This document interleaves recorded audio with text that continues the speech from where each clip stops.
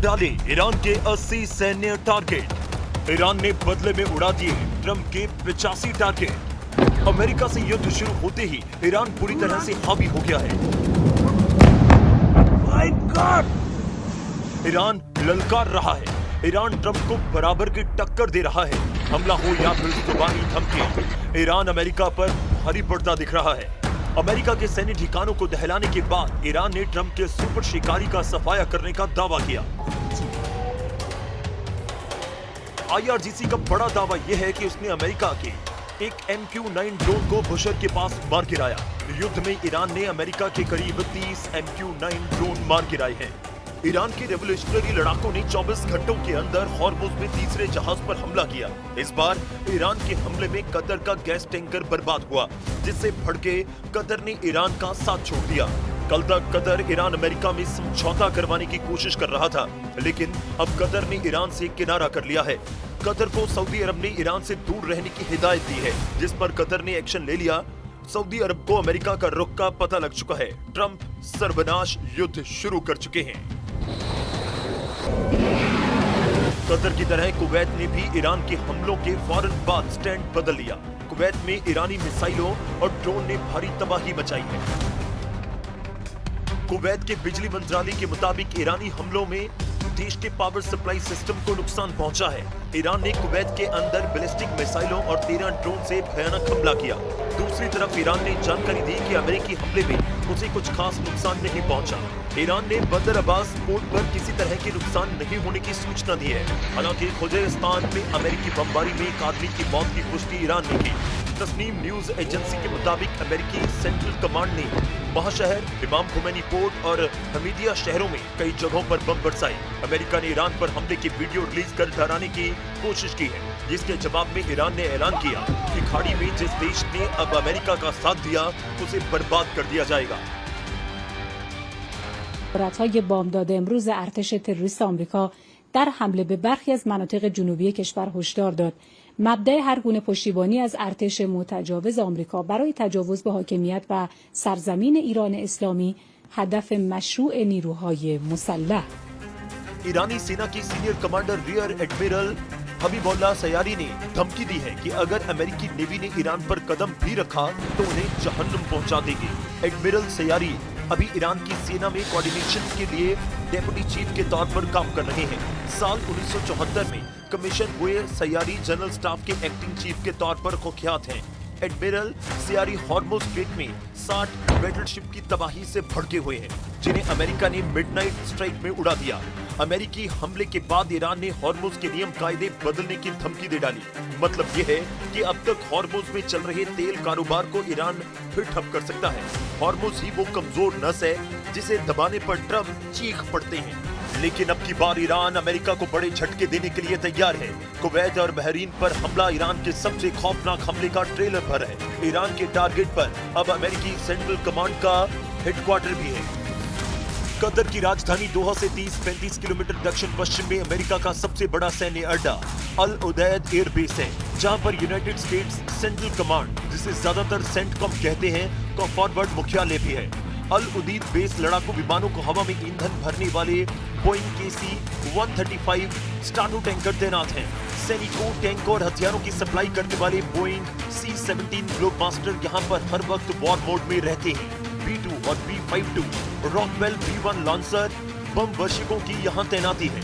इनके साथ F-15, F-16 जैसे अल उदैद बेस का खौफ कायम करती है। कतर के सैन्य अड्डे पर अमेरिका के 10,000 से ज्यादा सैनिकों का जमावड़ा रहता है। मतलब ये कि ईरान ने अगर अमेरिका के इस बेस को उठा दिया तो युद्ध का फैसला कुछ ही दिनों में हो सकता है। हालांकि ट्रंप के तेवर बता रहे हैं कि अब की लड़ाई एक तरफा हो सकती है। प्रेसिडेंट ट्रंप को ईरान ने इतना गुस्सा दिला दिया है कि वो फुल फोर्स इस्तेमाल करने की धमकी दे रहे हैं। ट्रंप ने कहा कि ईरान के एटमी प्रोग्राम का टोटल सफाया करेंगे।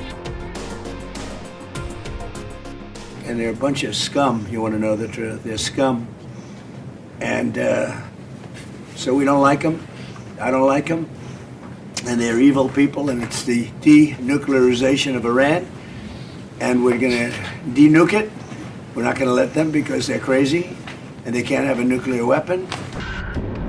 ईरान की मिसाइल पावर से पूरी दुनिया वाकिफ है और पूरे पश्चिम एशिया में फटी ईरान की मिसाइलों ने साबित कर दिया कि उसे रोक पाना आसान नहीं होगा।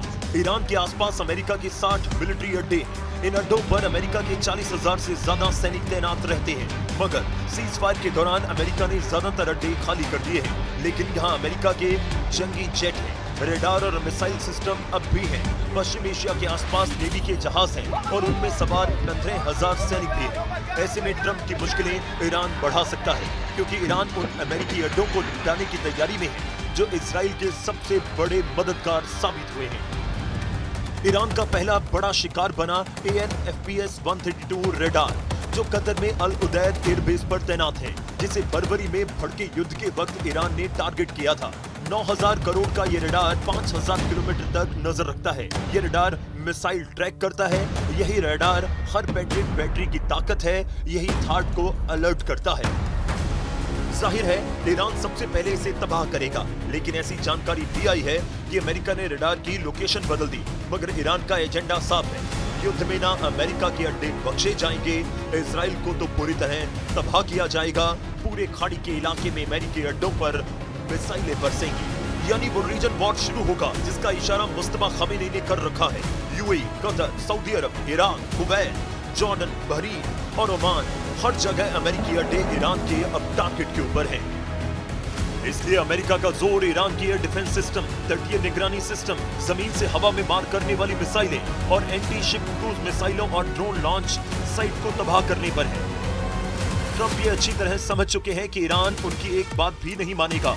वैसे भी ईरान अमेरिका का सीज फायर उसी वक्त चकनाचूर हो गया था जब हॉर्मुज़ में तेल के जहाज चले थे। ईरान अमेरिका का समझौता उसी वक्त टूट गया था जब खामेनी के जनाजे में किल ट्रंप के बैनर लहराए गए थे। लेकिन ट्रंप ने इंतजार किया आधी रात होने की, फिर अमेरिका सेंट्रल कमांड को ऑर्डर दिया। ऑर्डर ये कि इस बार ईरान को इतने बम मारो कि सुप्रीम लीडर मुस्तफा खामेनी का घमंड टूट जाए। हालांकि अमेरिकी हमले के फौरन बाद ईरान ने ऐसा बदला लिया कि ट्रंप के भी होश उड़ गए। ट्रंप ने अमेरिका लौटने का इंतजार तक नहीं किया। उन्होंने धमकी की, नेटो समिट से ईरान को तबाह कर डालने का ऐलान कर दिया। ट्रंप ने अपने बयान में ईरान को न जाने क्या क्या कह डाला है। इसी से उनके अगले एक्शन का अंदाजा लगाया जा सकता है। Sick. There's something wrong with them. We said go and do your funeral stuff, and instead of that, they start shooting rockets at ships yesterday. And so we hit them very hard last night, very hard. I would say 20-1, 20 times tougher. And I told them every time you hit, we hit. And of course they're dirty players, so they go after everyone, probably including me. I've been #1 on their list for years. Trump के war mode में आने से Israel ने राहत की सांस ली है। खासकर नेतन्याहू को अब लेबनान, सीरिया और यमन में हमलों का लाइसेंस मिल गया है। नेतन्याहू पहले ही साफ कर चुके हैं कि ईरान की इस्लामी कट्टर हुकूमत के तख्ता पलट तक ये युद्ध रुकेगा नहीं। असल में ईरान अमेरिका की लड़ाई का सबसे अहम किरदार इजराइल है, जिसकी वजह से युद्ध भड़का है। वो कोई और नहीं, इजराइल है। इजराइल ने ही ट्रंप को ये यकीन दिला रखा है कि ईरान के पास एटमी पावर है।